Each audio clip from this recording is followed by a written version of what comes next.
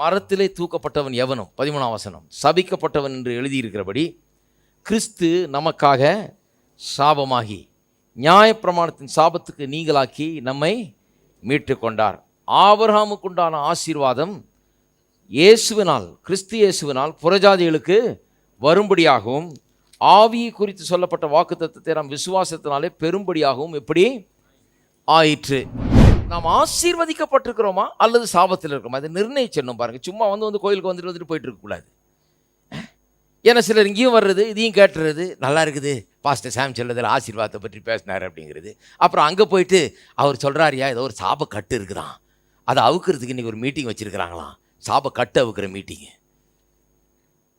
கர்ஸ் braking service.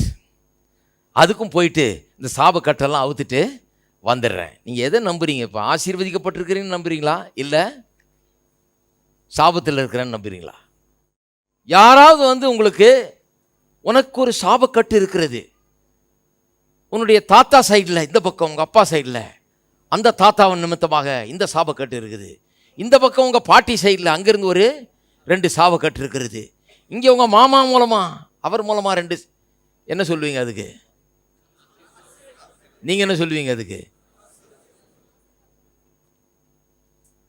அதற்கெல்லாம் அப்பாற்பட்ட விதத்தில் கலாத்தியர் 3:13 சொல்லப்பட்டிருக்கிறது, எனக்கு ஆசீர்வாதம் இருக்கிறது. நீங்கள் இந்த ஆளுகள்லாம் சொல்கிறத நம்புறீங்களா அல்லது கடவுளுடைய ஆசீர்வாதத்தை பற்றி இங்கே சொல்லியிருக்குது இதை நம்புறீங்களா? அவர் சாபமாகி நமக்கு ஆசீர்வாதத்தை கொடுத்துருக்கிறாருங்கிறத நம்புறீங்களா? வாசிப்போம். அப்போஸ்தலர்கள் 8ஆம் அதிகாரம் 4ஆம் வசனத்திலிருந்து. சிதறிப்போனவர்கள் எங்கும் திரிந்து சுவிசேஷ வசனத்தை பிரசங்கித்தார்கள். எங்கும் திரிந்து கட்டுகளை அவர்கள் கூட்டங்களை வைத்தார்கள் இருக்கா? ஹலோ, நல்லா சொல்லிடுறேன் கேட்டுங்க. எங்கும் திரிந்து என்ன பண்ணாங்க? சுவிசேஷ வசனத்தை பிரசங்கித்தார்கள். அப்பொழுது பிலிப் என்பவன் சமாரியாவில் உள்ள ஒரு பட்டணத்துக்கு போய் அங்குள்ளவர்களுக்கு கிறிஸ்துவை குறித்து பிரசங்கித்தான். எதை குறித்த பிரசங்கம்? கிறிஸ்துவை குறித்த பிரசங்கம். கிறிஸ்துவை குறித்து என்ன பிரசங்கம் பண்ணியிருப்பாங்கன்னு நினைக்கிறீங்க? எல்லா நியாயப்பிரமாணத்தின் சாபத்துக்கும் உங்களை நீங்களாக்கி அவர் மீட்டு கொண்டார். கல்வாரி சிலுவைன்னு இப்போ தான் நடந்து முடிஞ்சதுப்பா, இப்போ தான் சிலுவையில் மறித்து அவர் உயிரோட எழுந்திருக்கிறார். அதனுடைய விளக்கம் இதுதான். உங்களுக்காக சாபமாகி ஆசீர்வாதத்தை உங்களுக்கு கொடுக்கறதுக்காக தான் இவர் இப்படி செய்தார்னு சொல்லி பிரசங்கிக்கிறார்கள். இல்லைன்னா பிரசங்கம் பண்ணுறதுக்கு என்ன இருக்குது? அதுதான் நற்செய்தி. சாபம் நீங்கினது, ஆசீர்வாதம் உங்களுடையது, வாருங்க கடவுள்கிட்ட வாங்க பெற்றுக்கொள்ளுங்கள். இப்போ நீங்கள் சபிக்கப்பட்டவர்கள், இப்போ ஆசீர்வதிக்கப்பட்டவர்கள் வந்து ஆசீர்வாதத்தை பெற்றுக்கொள்ளுங்கள், நடவுங்கள்னு சொல்லி பிரசங்கித்தார்கள். பிலிப்பு செய்த அதிசயங்களை ஜனங்கள் கேள்விப்பட்டு கண்டு அவனால் சொல்லப்பட்டவர்களை ஒருமனப்பட்டு கவனித்தார்கள். நிறைய அற்புதங்கள் அடையாளம் நடக்குது பாருங்க. அநேகரிலிருந்து அசுத்த ஆவிகள் மிகுந்த சத்தத்தோடு கூப்பிட்டு அவர்களை விட்டு புறப்பட்டது. பாருங்க, கிறிஸ்துவ அறியாத ஒரு மத்தியில் அவர்கள் போகிறாங்க, சுவிசேஷத்தை அறிவிக்கிறாங்க, பிசாசெல்லாம் ஓடுது. இது சரியான மெத்தட். இது எங்கே போய் பிசாசை விரட்டுறாங்க? விசுவாசிக்குள்ள பிசாசு இருக்குதுன்னு சொல்லி, இல்லாத பிசாசு இருக்குதுன்னு சொல்லி அப்புறம் இல்லாத பிசாசை விரட்டிட்டு இல்லை இவங்க என்ன பண்ணுறாங்க? போய் சுவிசேஷம் அறிவிக்கப்படாத இடத்துல போய் சுவிசேஷத்தை அறிவித்து அங்கே பிசாசுகள்லாம் ஓடுகிறது. அநேக திமிர்வாதக்காரரும் சப்பானிகளும் குணமாக்கப்பட்டார்கள். நிறைய அற்புதங்கள், சுகமாக்கும் அற்புதங்கள் நடக்குது. பிசாசின் வல்லமையிலிருந்து அநேகர் விடுவிக்கப்படுகிறார்கள். அந்த பட்டணத்திலே மிகுந்த சந்தோஷம் உண்டாயிற்று. இதெல்லாம் எதனால நடந்ததுன்னு பாருங்க. எதனால நடந்ததுன்னா 4ஆம் வசனம் 5ஆம் வசனம் ரொம்ப முக்கியம். 4ஆம் வசனம் சொல்லுது சுவிசேஷ வசனத்தை பிரசங்கித்தார்கள். 5ஆம் வசனம் சொல்லுது கிறிஸ்துவை குறித்து பிரசங்கித்தார்கள். அப்போ நல்லா கவனிங்க பாருங்க. ஏதோ கட்ட வைக்கிற மந்திரவாதி மாதிரி கூட்டம் கிடையாது இது. அந்த மாதிரி ஒரு சர்வீஸ் கிடையாது. இந்த சர்வீஸில் முக்கியமான ஒரு காரியம், இவர்கள் வச்ச சர்வீஸில் முக்கியமான காரியம் என்னென்ன? பிரசங்கம். எதை குறித்த பிரசங்கம்? சுவிசேஷ வசனம் பிரசங்கிக்கப்பட்டது. கிறிஸ்துவை பிரசங்கித்தார்கள். அந்த பிரசங்கத்தின் மூலமாக இவர்கள் பிரசங்கித்த சுவிசேஷ வசனத்தை நல்லா கவனிங்க. பிரசங்கித்த சுவிசேஷ வசனம், கிறிஸ்துவை குறித்த பிரசங்கம் விடுதலையை கொண்டு வந்தது. நிறைய பேருக்கு பிசாசின் பிடிகளிலிருந்து விடுதலையாக்கப்பட்டார்கள். அநேகர் சொஸ்தமானார்கள், வியாதியஸ்தர்கள் சொஸ்தமானார்கள். அற்புதங்கள் நடந்தது, அடையாளங்கள் நடந்தது. எங்கே நடந்தது இதெல்லாம்? சுவிசேஷம் அறிவிக்கப்படாத இடங்களிலே ஜனங்கள் மத்தியில் போய் இதெல்லாம் பண்ணுகிறார்கள். சமாரியா பட்டணத்தில் இது நடக்குது. இயேசுவை குறித்து பண்ண பிரசங்கம் இதை கொண்டு வருது பாருங்க. இது ஒன்றும் விடுதலை கூட்டம்னு இவங்க வச்சுக்கிட்டு இல்லை, இது ஒன்றும் கட்ட வைக்கிற கூட்டம்னு வச்சுக்கிட்டு இது பண்ணிக்கிட்டு இல்லை. இது போன உடனே ஒன்றும் சும்மா கட்ட வைக்கிறேன், அதை பண்ணுறேன், இதோ நான் இந்த தரிசனம் கண்டேன், அந்த தரிசனம் கண்டேன், அதை பார்த்தேன், இதை பார்த்தேன், 2 பேயை பார்த்தேன்னு சொல்லி என்னத்தையாவது படி தகடு எடுக்கிறது, இந்த மாதிரி மீட்டிங் அல்ல இது. பிரசங்கம், எல்லாம் சொல்லுங்க பிரசங்கம். சுவிசேஷ வசன பிரசங்கம், கிறிஸ்துவை குறித்த பிரசங்கம். அப்ப சுவிசேஷ வசனத்தை பிரசங்கம் பண்ணி கிறிஸ்துவை குறித்து பிரசங்கம் பண்றாங்க. இந்த பிரசங்கத்தை கேட்டதன் விளைவாக இந்த அற்புதங்கள்லாம் நடக்குது. தான் சரியான மெத்தடு. பாருங்க பவுல் ஒரு இடத்துல பிரசங்கம் பண்ணிட்டு இருக்கிறார். அங்கே பிறவியிலிருந்து சப்பானியான ஒரு மனுஷன் உட்கார்ந்துட்டு இருக்கிறான். பவுல் பிரசங்கித்ததை கேட்டபோது அவனுக்கு சுகத்தை பெற்றுக்கொள்ளக்கூடிய விசுவாசம் அவனுக்குள்ளே உண்டாயிருக்கிறது என்று பவுல் கண்டு என்று சொல்லப்பட்டிருக்கிறது. அப்போ பிரசங்கம் பண்ணும்போதே அவனுக்குள்ள என்ன உண்டாகுது? சுகத்தை நான் பெற்றுக்கொள்ள முடியுன்ற விசுவாசம். அப்போ என்ன பிரசங்கம் பண்ணியிருப்பாருன்னு யோசித்து பாருங்க. இவன் அந்த மாதிரி நம்ப ஆரம்பிக்கிறான். இவன் நான் என்னால் எதிர்த்து நடக்க முடியும்னு நம்ப ஆரம்பிக்கிறான். அப்போ பிரசங்கம் எந்த விதமான பிரசங்கமா இருந்திருக்கும் என்று எண்ணி பாருங்கள். சுகத்தை பற்றிய பிரசங்கமா, எப்படி கிறிஸ்து நமக்காக சாபமாகி சாபத்திலிருந்து மீட்டு கொண்டார்ங்கிற பிரசங்கமாக இருந்திருக்கும்.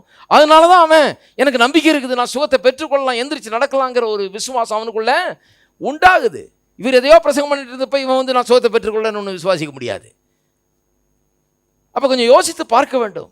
பிரசங்கம், எல்லாம் சொல்லுங்க பிரசங்கம், அதுதான் இங்கே நடக்குது. அதன் மூலமாக இந்த காரியங்கள்லாம் நடக்குது.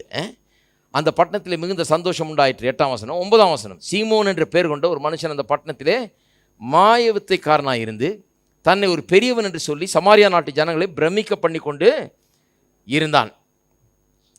அங்கே ஒருத்தன் இருக்கான் பாருங்க, இவன் மாய வித்தைக்காரன், இவன் மந்திரவாதி. எல்லாரும் இவனை பற்றி ஒரு பெரிய ஆச்சரியம். ஏன்னா இவன் தான் பெரிய எக்ஸ்பர்ட் இந்த மந்திர விஷயத்தில். அந்த காலத்தில் எல்லாம் ஜனங்கள்லாம் மந்திரவாதிகிட்ட போகிறவங்க தான். அப்போ அவங்களுக்கெல்லாம் இவன் ஒரு பெரிய ஒரு தலைவன் மாதிரி இருந்துக்கிட்டு அவன் தான் பெரிய எக்ஸ்பர்ட், நாட்டில் பெரிய ஆள். தேவனுடைய பெரிதான சக்தி இவன் தான் என்று எண்ணி சிறியோர் பெரியோர் யாவரும் அவனுக்கு செவி கொடுத்து வந்தார்கள்.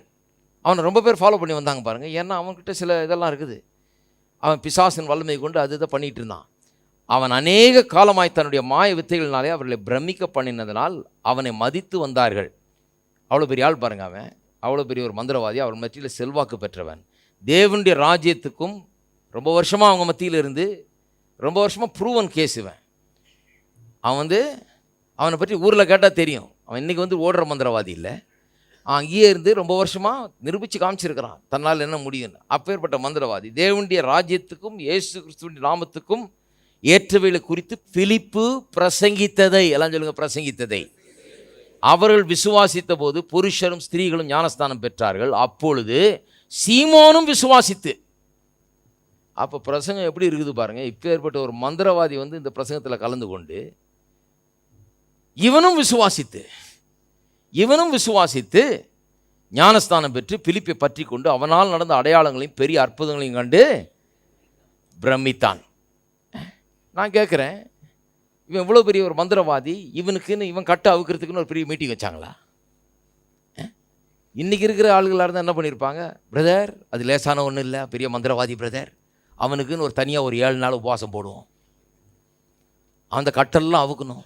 எத்தனை தலைமுறையாக அவன் மந்திரவாதம் பண்ணின்னு இருக்கிறான். அதனால் அவனுக்கு ஒரு தனி சர்வீஸ் வச்சு இந்த மந்திரவாத கட்டுகள்லாம் அகற்றி அவனுடைய வீட்டெல்லாம் தண்ணி தெளித்து எல்லாத்தையும் சரி பண்ணி அந்த கட்டுகளெல்லாம் அவுத்து எல்லாம் பண்ணுறதுக்கு ரொம்ப நாள் ஆகும் பிரதர் அப்படின்னு சொல்லியிருப்பாங்க. ஆனால் இங்கே அவர்கள் அப்படி எதையும் செய்யவில்லை என்று தான் பார்க்கிறோம். கவனிச்சிங்களா? அப்படி எதையுமே செய்யலை பாருங்க, எதையுமே செய்யலை. அவன் பாட்டுக்கு வந்தான், பிரசங்கத்தை கேட்டான், அவனும் விசுவாசித்தான், அவன் ஞானஸ்தானத்தை எடுத்தான், அவன் பாட்டு இவர்களை பின்பற்றுகிறான். எந்த விதமான கர்ஸ் பிரேக்கிங் செஷன் அங்கே வைக்கல, எந்த விதமான ஒரு பெரிய கட்டவிழ்க்கிற கூட்டத்தையும் அவங்க நடத்தலை. ஜனங்களுக்கு என்னென்ன இந்த கட்டவிழ்க்கிற கூட்டங்கள்லாம் நடத்தும்போது என்னென்னா, இயேசு இன்னும் சரியாக எல்லாத்தையும் செஞ்சு முடிக்கல, இனிமேல் நாங்கள் செய்ய வேண்டியது நிறைய இருக்குதுன்ற மாதிரி சொல்கிறாங்க. அதுதான் அந்த கட்டவிழ்க்கிற கூட்டங்கள். இயேசு கல்வாரி சிலுவையில் காயப்பட்டு மரித்து சாபமாகி எல்லாம் பண்ணியிருக்கிறாரு. அதை யாரும் பெருசாக பேசுறது இல்லை. இவங்க என்ன பண்ணுறாங்க?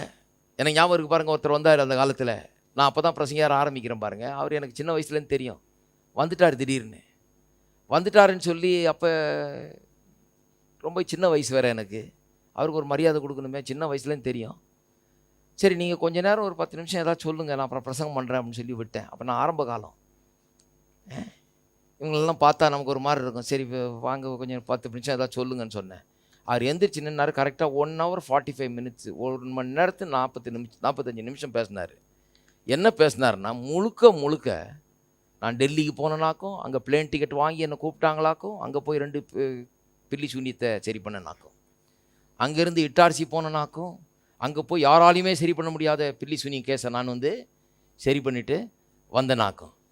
முழு பிரசங்கம் 1 hour 45 minutes, 1 மணி நேரம் 45 நிமிஷம் பிரசங்கம் பண்ணார். ஒரு நேரமாவது கல்வாரி சிலுவையில் இயேசு எவ்வளோ பெரிய ஒரு சாபத்தை சுமந்து நமக்கு ஆசீர்வாதத்தை கொண்டு வந்திருக்காருன்னு சொல்லவே கிடையாது. இவர் எப்படி டெல்லிக்கு பிறந்தார், இவர் எப்படி கல்கட்டாவுக்கு பிறந்தார், இவர் எப்படி யாரும் சரி பண்ண முடியாத பில்லி சூன்யம் கேஸெல்லாம் இவர் சரியாக்குனாராக்கும், எல்லா இதையும் நான் சரி பண்ணிட்டுனாக்கும், இப்படி ஆக்கும், என்ன பறக்க வச்சு இப்போ கூப்பிடுறாங்களாக்கும், இப்படி தான் சொல்லிட்டு இருந்தார் ஒழிய, அங்கேருந்து ஒருத்தர் இறங்கி வந்தார், கீழே கடவுளாக இருந்த ஒரு மனுஷனாக வந்தார், சிலுவையில் மறிச்சார், இவ்வளோ பாடுபட்டார், இவ்வளோ சாபமானார், இவ்வளவு எல்லாம் பண்ணார், அதை பற்றி ஒரு வார்த்தை கூட சொல்லலை. பாருங்கள், எனக்கு ஆச்சரியம், அவ்வளோ ஆச்சரியம் எனக்கு.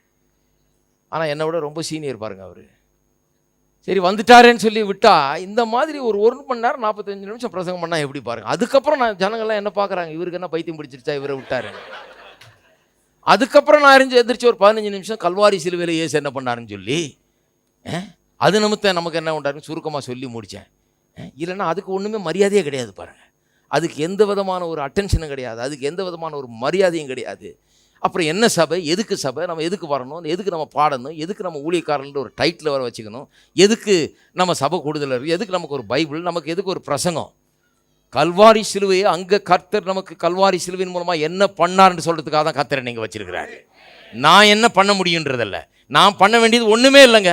நான் ஒன்றும் பெருசாக பண்ணுறதுக்கு வரலைங்க, நான் பெருசாக ஒன்று சொல்லிட்டு போகிறதுக்கு வந்திருக்கிறேன். கர்த்தர் என்ன செய்திருக்கிறார் என்பதை சொல்கிறதுக்கு வந்திருக்கிறேன் நான். இப்போ அவர் பண்ணுவாரா, நான் ஒன்றும் பண்ண போகிறது இல்லை உங்களுக்கு. அவர் பண்ணியிருக்கிறார், அதை சொல்ல உங்களுக்குள்ள விசுவாசம். கேள்வி பட பவுலின் பிரசங்கத்தை கேட்டபோது முடவன் கூட எந்திரிச்சு நடக்க முடியும்னு விசுவாசித்தான். அதுபோல் இங்கே பிரசங்கத்தை கேட்கும்போது என்ன நோய்கள் குணமாகும் என்கிற விசுவாசம் உங்களுக்கு உண்டாகும். ஏன்னா அவர் சுமந்து தீர்த்தார் என்று நான் சொல்லிட்டு இருக்கிறேன். அப்போ பாருங்க, இவங்களுக்கு ஒரு சாட்டிஸ்ஃபேக்ஷன் என்ன, நாம பண்ணோம். ஒருத்தர் சொல்கிறாரு, உன் கஷ்ட நேரத்தில் நான் தானே 3 நாள் உபவாசம் போட்டு அதெல்லாம் சரி பண்ணேன், அந்த உபவாசத்தில் அந்த கட்டெல்லாம் நான் தானே உடைச்சேன். 3 நாள் நீங்கள் வந்தது இருக்கட்டும், 33 வருஷம் இங்கே வாழ்ந்து கல்வாரி சிலுவையில் மரித்து தேவனால் உயிரோடு எழுப்பப்பட்டு நமக்காக சாபமாகி நியாயப்பிரமாணத்தின் சாபத்துக்கு நீங்களாக்கி மீட்டு கொண்டார். அதை பற்றி ஒன்றுமே கிடையாது. இவர் நான் 3 நாள் போட்ட உபவாசத்தை தான் பெருசாக பேசிகிட்டு இருக்கிறார். 3 நாள் உபவாசம் போட்டு அந்த கட்டை நான் உடைச்சேன் இல்லையா, நீங்களா உடைச்சிங்க கட்டை? ஹலோ, ஜாகிரதையா இருங்க. இவங்களுக்கு ஒரு திருப்தி என்னன்னா, நான் 40 நாள் உபவாசம் போட்டு இதெல்லாம் சரி பண்ணனாக்கும். எங்க ஜபம், எங்களுடைய உபவாசம், எங்களுடைய இதனால தான் இது சரியாச்சு, இப்படியே தான் சொல்லிட்டு இருப்பாங்க. அதுதான் சரி கிடையாது பாருங்க. இங்கே அதை தான் கேட்க மாட்டீங்க. இங்கே எதை கேட்பீங்க? இது அவருடைய செயல். இங்கே என்னாச்சு, இதை இங்கே அதை கேட்டீங்க, அதுதான் இங்கே விசேஷம். இங்கே விசேஷம் என்னென்னா, அதை பற்றி அறிவிக்கிற ஒரு இடம், ஒரு ஸ்தலம். இதை கேட்டீங்க, அதனால உங்களுக்கு சில காரியங்கள் உங்களுக்கு நடக்க ஆரம்பிக்கிறது. நாங்கள் ஒன்றும் உங்களுக்கு பண்ணிடல, இங்கே இந்த கல்வாரி சிலுவையின் மூலமாக என்ன நடந்தது என்பதை குறித்து கேட்டீங்க.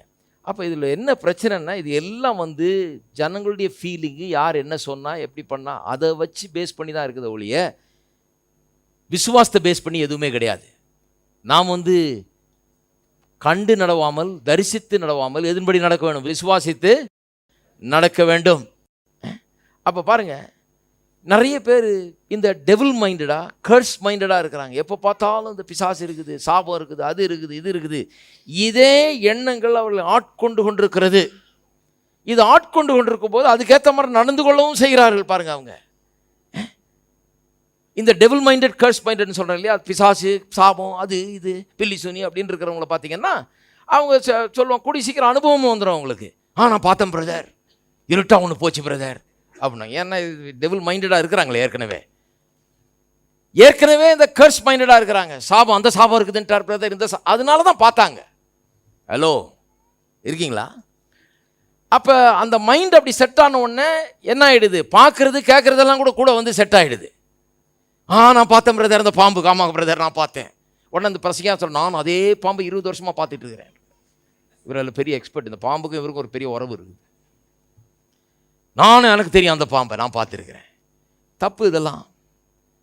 அப்போ கர்ஸ் மைண்டடா, டெவில் மைண்டடா, பிசாசை குறித்த எண்ணங்களும் சாபத்தை குறித்த எண்ணங்களால் நம்மை நிரப்பி கொண்டு, எனக்கு இந்த சாபம் இருக்குது, இந்த பிசாசு இருக்குது, இந்த பில்லி சுனியம் இருக்குது, இந்த பேய் இருக்குது, இப்படியே நினச்சிட்டு இருக்கும்போது அதற்கேற்ற அனுபவங்களும் ஆட்டோமேட்டிக்காக வந்து ஒட்டி கொள்கிறோம். நான் சொல்கிறேன் பாருங்கள், ஆட்டோமேட்டிக்காக வந்து கண்டிப்பாக ஒட்டிக்கொள்ளும். ஒட்டி கொள்ளலைன்னா தான் ஆச்சரியமாக இருக்கும்.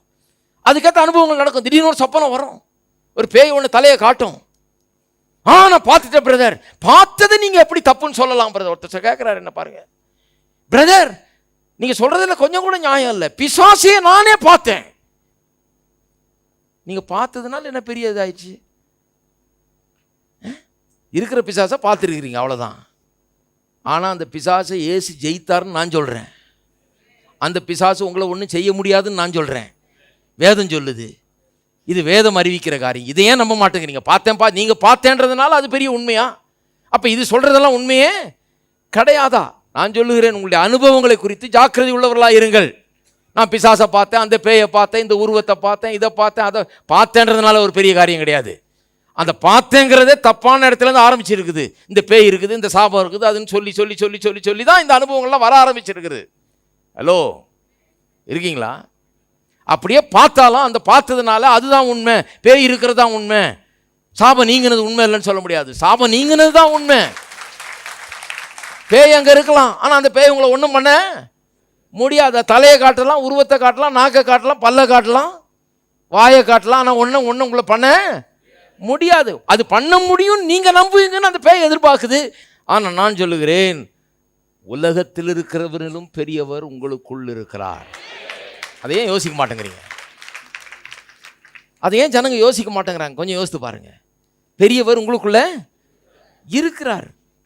அப்போ வந்து அந்த மாதிரி ஒரு ஃப்ரீக்வன்சிலேருந்து வெளியே வாங்க. அந்த மாதிரி ஒரு எண்ணங்கள், அந்த மாதிரி ஒரு நடவடிக்கை, அந்த மாதிரி ஒரு காரியத்திலேருந்து வெளியே வாங்க. அந்த மாதிரி இதில் அதுதான் உலகம், அந்த ஆவிக்குரிய உலகம் அப்படிப்பட்ட ஒரு உலகமாக இருக்குது பாருங்கள். அதுலேருந்து வெளியே வாங்க, கொஞ்சம் வித்தியாசமானவர்களாக இருங்கள். அப்போ நான் ஆலயத்துக்குள்ளே வந்த உடனே நான் கர்த்தருடைய பிரசனத்தை தான் எண்ணி பார்க்குறேன்.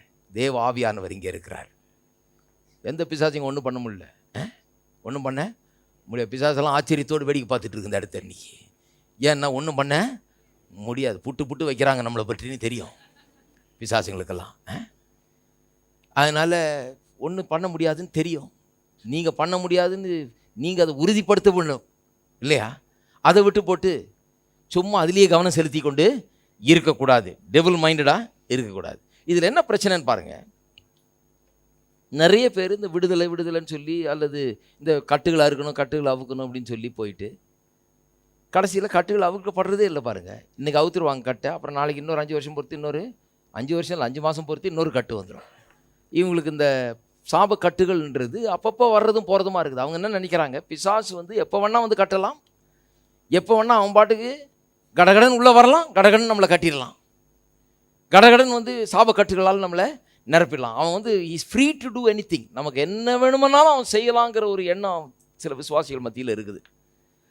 இப்போ நான் பாருங்கள், சாப கட்டுகளை அவுத்துடுறேன்னு சொன்னால், இன்னையிலேருந்து 50 வருஷம் பார்த்தீங்கன்னா அந்த சபையில் வரிசையாக வந்துக்கிட்டே இருப்பாங்க. சாபக்கட்டு இருக்குதுங்க, போன வருஷம் வந்தங்க, அதை நீங்கள் செஞ்சீங்க, இந்த வருஷம் இந்த சாபக்கட்டை கொஞ்சம் இது இப்படியே தான் இருக்கும். இன்னும் அவங்க 30 வருஷம் விசுவாசியாக இருந்தாலும் அவங்க சாபக்கட்டை அவுத்துக்கிட்டே தான் கிடக்கணும். நம்ம அதுக்கு விடுதலையே வராது, அதுக்கு விமோச்சனமே வராது பாருங்கள்.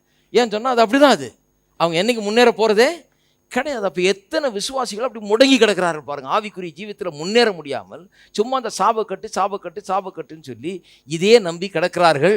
ஒன்றும் இல்லை, வேத வசனம் சொல்லுது, நீங்கள் ஆசீர்வாதத்தில் நடக்கணும்னா என்ன பண்ணணும்? ஆசீர்வாதத்தை தெரிந்து கொள்ளுங்க. இப்போ பாருங்கள், சாபத்திலிருந்து நீங்களாக்கி மீட்டு கொண்டார். அப்போ என்ன சொல்கிறாரு? இப்போ ஆசீர்வாதத்தை தெரிந்து கொள் என்று சொல்கிறார். ஆசீர்வாதத்தை தெரிந்து கொள்ளுன்னு சொல்கிறார். அப்போ ஆசீர்வாதத்தை தெரிந்து கொண்டு அதில் நடக்க வேண்டியது தான், சூஸ் பண்ணிக்க வேண்டியது தான் ஆசீர்வாதத்தை. ஒவ்வொரு நாளும் அதை சூஸ் பண்ண வேண்டியது தான். நம்ம ஒன்று சாபக்கட்டெல்லாம் ஒன்று அவுக்க வேண்டியதில்லை. ஒவ்வொரு நாளும் ஆசீர்வாதத்தை தெரிந்து கொண்டு அதில் நடக்க வேண்டியது தான்.